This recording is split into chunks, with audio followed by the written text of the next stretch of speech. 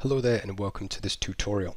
In this tutorial we are going to discuss the Pipnotic trading strategies that we trade using the Pipnotic software. Okay, so before we start, I'd just like to say that the trading strategy is the same on all of the time frames. So if you're trading longer term, you would trade the same way than if you were trading on the short-term time frame, so the scalping.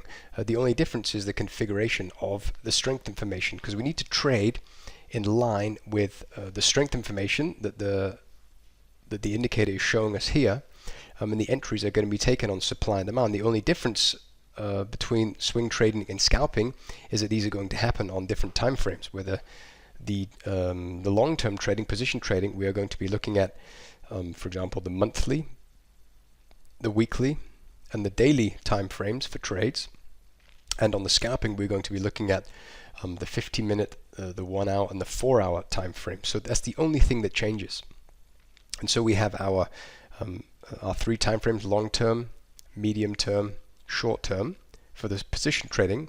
And with that in mind, let's have a quick look at what we should be doing. So you can see here that long term and medium term, we want to be buying the pound and selling the CAD. And so our entry time frame is going to be on the daily chart, which is this one just here. And so you go to the pound CAD, as we are here. You know you want to be buying, but now you have to find a place to buy. And if you have a look here, you can see that we have this really nice run in price. We have an accumulation here, a period of accumulation for 4 periods, and then price went higher. So what we need to do is we need to have a look at this area of accumulation, which is closest to price, and see what kind of damage it has done to the market.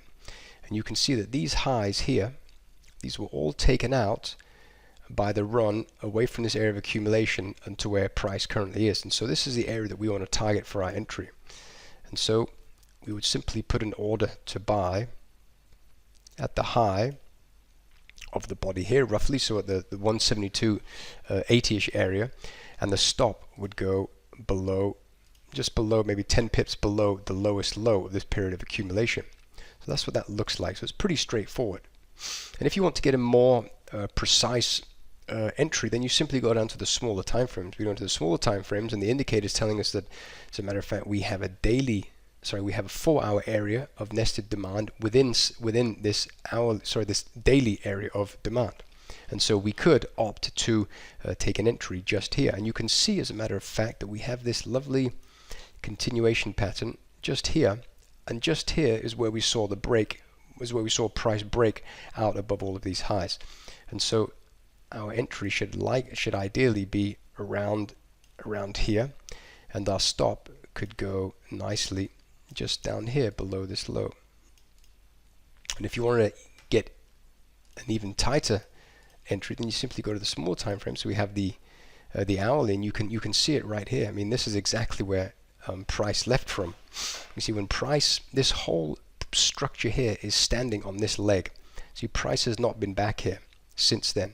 So price rallied, accumulated, and then rallied, accumulated, and rallied. But you can see price has poked back to roughly these highs here when it left this area here. So this is the area that would be the most natural area for us to buy at. This is no good because price has come down to it already. This one is no good because price has been down to it. This one is okay, so we could probably consider a trade here. I'll just mark these off. We could also consider a trade right here, but the area that caused the break of all of these areas is just down here. And so the entry for this trade would be something like that. So you get a pretty tiny pip risk. So you know that on the daily chart, we need to be buying around here somewhere. On the hourly chart, we are able to refine our entry and reduce the size of the stop from about 130 pips and down to 50 pips, which is great. So this is where you want to be buying. You know, you're trading in line with the monthly and the weekly strength, and we are buying pullbacks on the daily or the 4 hour, and we're getting and drilling down into the 1 hour chart. So that's pretty straightforward and pretty simple.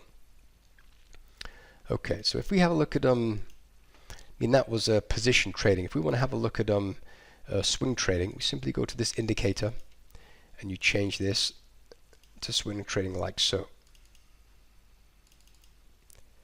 like that. And here we do the same thing over. So we have, this is our weekly, this is our long term, this is our medium term, and this is our short term or entry time frame. So you want to be buying the currencies that are strong. We have the pound and we have the euro, and the weak ones are the Aussie and the yen. So we have these two here. So we can have, first of all, we'll have a look at the euro Australian dollar here, and you know that you want to be buying. And so you go down to your entry time frame, which is a 4-hour chart, and you find a place to buy. And so before we do that, we have to do a proper top-down analysis. And you can see that price is currently reaching an area of supply. We're actually pretty far into this daily area of supply. And just up here, we have a pretty nice area of weekly with an embedded area of daily supply in it. And so when price gets here, you perhaps want to take a break on buying, because price is likely not going to move through that very easily. And so you keep that in mind, that you still have a bit of time until price gets up there, maybe 300 pips. And so you go to your entry time frame, which is here, then you find an area that you can buy it, and you can see that nicely just here. So if we have a look, you can see that we have a parent, a nice parent here. It's been tested once, twice. When price tested this the second time, it moved up a little bit, we accumulated, and then it went up again. You can see that this area is probably lower probability now because it's been tested 2 times before. So you might want to consider moving a little bit lower, or taking an entry on a smaller time frame and putting your target and your stop a little bit closer. So if we have a look here, you can see that we have a price left, and we had a lot of kind of choppy price movement. So there's no great deal of clarity here until we get to here. This is where we had price move up, then we had a really nice rally, accumulation, and a strong push away. We don't have anything like that down here, so this is not demand. Here we have demand. We don't have demand down here until we get to the 144 kind of 50-ish area. And so price will probably move through this pretty easily. But this one is still interesting. This is the 147.09 area. So this is ideally where we'd want to put our entry. So you go to the smaller time frame. You could box off the area like this. You could put it like that. You'd simply, we'll just do this just for for fun. So the 147.12, buy 147.12. That's our entry, and our stop is 146.84. And our target we'll look at in just a second. We'll put it like that. Okay, so this is what we have. So if we remove this, I'll keep that. Let's remove this from here. You can see that we are trading in line with the weekly and the daily strength, which is great. This is whopping strength, and now we are putting an entry on. Ideally, you want to do it on the 4-hour chart, but we didn't have clarity. So this forces us to go down to the 15-minute chart. So we have incredible clarity here on a place that we could buy. And this is where we put our entry. And this is great. And so that's what you want to do for the swing trading. Okay, if we have a look at another one, you can see here we have the pound Australian dollar. It also looks pretty good. So let's go and have a look at that. The pound Australian dollar here. We know that we want to be buying, but we need to know where we want to be buying. So if we go weekly, we're moving up very strongly. Daily, very strongly. Before we do anything, notice that we are getting pretty close to this weekly supply up here, and we're very close to it. We're about 100 and just shy of 200 pips away. We're just feeding into the bottom of it now, so be careful buying. And if you look here, you can see that we have a very nice pattern here on the daily chart, so we're just going to mark that off. Accumulation, so we have a sell-off, accumulation, rally. I'm going to mark that off like this. So on the daily chart it looks like that, and our entry time frame, which is a 4-hour, looks like that. So here we can find the better entry, and you can see here that we have the green candle that moved away. Before that we have accumulation, accumulation, accumulation. So the area that we could buy at here looks pretty much like this. Okay, so we'll put it like that. Just for the sake of example, I'm going to put this one on as well. So this is a tiny position. I've got a very small demo account here. Okay, so we have 171.11. We'll put 171.13 just so we get in. And the stop is going to be 170.55. And the target we'll have a look at in a minute. So that's what we have here. So here's a 1-to-1. Put it like a 1-to-2 initially, and that's what we have right here. So we know we should be buying. And this we know by looking at the strength information, and the supply and demand software shows us exactly where we want to be buying. We didn't see a whole lot of clarity, perhaps on the bigger time frame, on the entry time frame. And if this is the case, then you have to go down to the smaller time frames, the hourly, 30-minute, and the 50-minute to do that, which is what we did here. You can see on the 30-minute chart, you can see this really nice and clearly, how we have like the nice rounded bottom, which is lovely. On the 1 hour chart, it's also very clear. Again, you can really see where price left from, and on the 4 hour chart, you can just see it very clearly. And we have the accumulation candles. We're going to buy at the top of the highest body of the period of accumulation, of which we have 3. So that was that. So that's another example of a trade. Okay, if we have a look at another one, let's say the pound Japanese yen. So we'll clear all these off. We go to the pound Japanese yen. Where are you, pound yen? And this one we should also be looking to buy. We've got the pound that is strong, the yen that is weakish. It's been weak for quite some time now. So now we have to buy an area of demand to buy it. You can see the indicators brought this one to our attention, which looks pretty interesting. So this is the long term, the weekly, the medium term is the daily, and our entry time frame is the 4 hour. So you want to look initially at the 4 hour for the entry. But before you do that, again, you have to pay attention to where you are on the big picture. And again, here we'll be buying into a weekly supply, so we can expect price to move back down, retrace a little bit to find our entry. So you want to take this into consideration.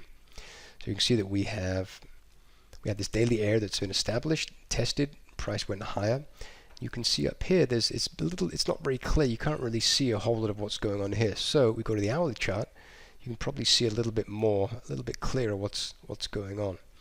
You can see that this is pretty traded here. I mean, this lovely area was tested once. This is a tiny area. Another small area has been tested once. This area has been tested. This area has been tested. So the only area that has been tested is down here somewhere. So let's go down to the smaller time frame once again. We're going to have a look at that leg. You can see it's there. It's still no clarity. So you want to go and have a look, another look. And you can see that we have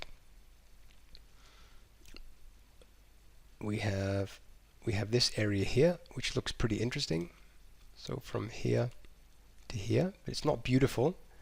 But that's pretty much it. This is kind of an area where price managed to break away from, and price has not been back since. So an entry around the 140.84 would be okay.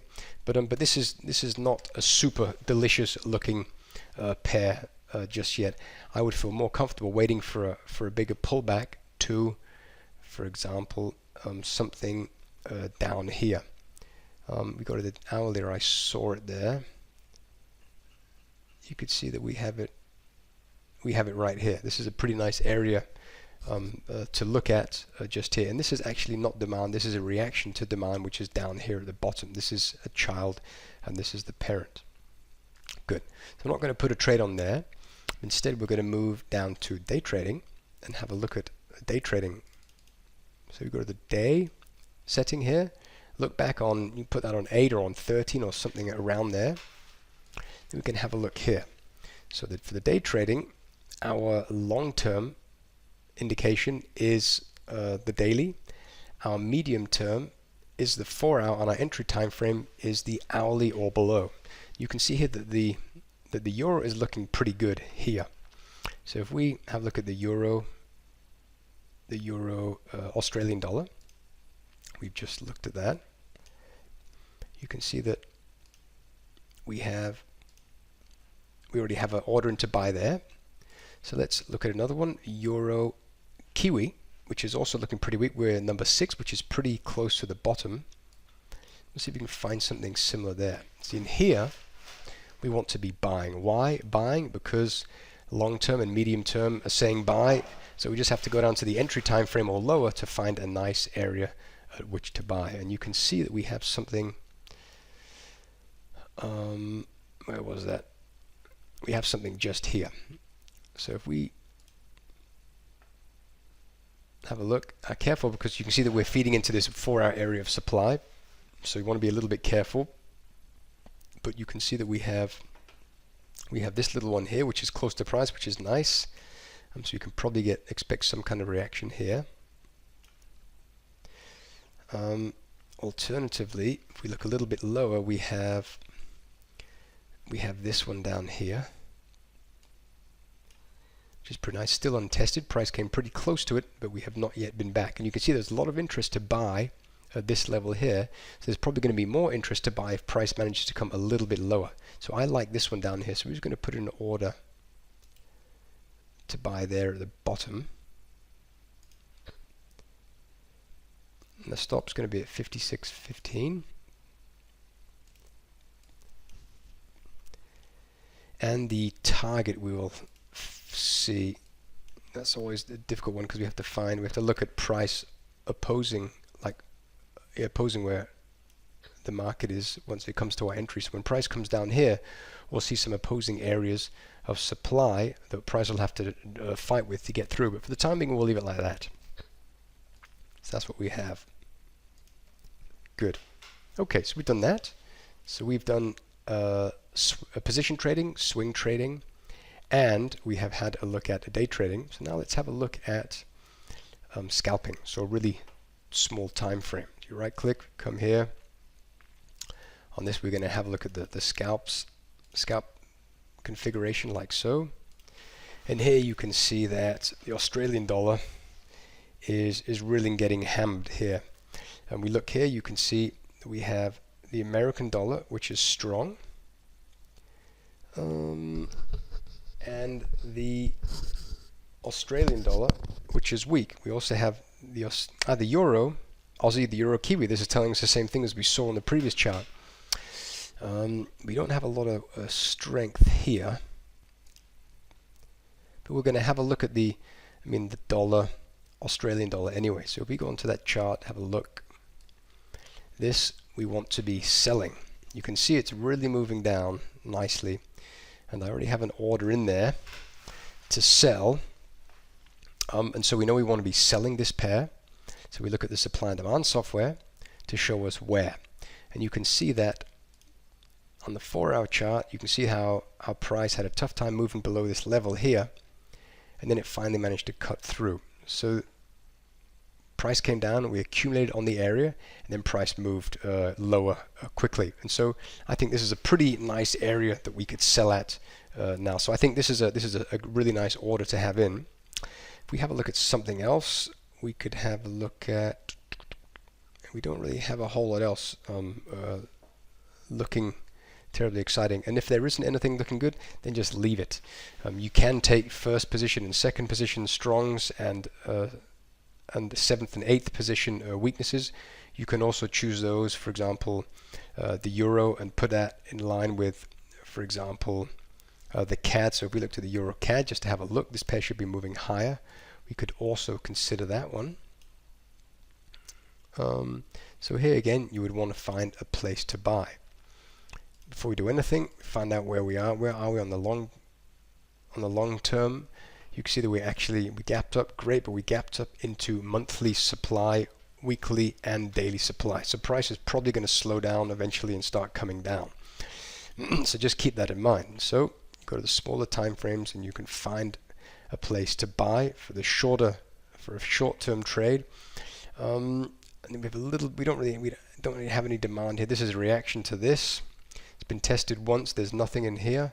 We have this down here, which is the only demand we have. just here, but it's extended period of trading. So none of this looks good to me, so I wouldn't trade anything. I wouldn't buy anything here. But another thing you want to be super careful about when you're trading into strong areas of supply is you want to look at the currency strength histogram. And here you can see how price is getting higher. We had a high, we had a higher high, but the histogram is showing us a different story. It's saying, yes, we have a high, but we have only a slightly higher high in the strength. And this means that the euro is losing strength in relation to the CAD, which makes perfect sense because we're entering a pocket of bearish liquidity, which will likely cap price and force it to move lower. So this is not a trade that we want to take. So we'll pass on that one. And that's that. So we've been through like a few different configurations. We had the position trading, the swing trading, the day trading, and the scalping. And if you notice that the only difference is that the configuration of the strength software and the entry time frame is the only thing that changes. And so we have our long term, which is the one furthest to the left. We have our medium term, which is the second furthest from the left. Then we have our entry time frame. So this is a time frame. The entry time frame is a time frame on which you would take your entry, and if there's no clarity there, feel free to go down to any of the smaller time frames. Good. Okay, I think I will leave it at that. If you have any questions about this, please feel free to get in touch with me. And feel free to watch this video a couple of times as well, just so the information sinks in. And until next time, thanks for watching.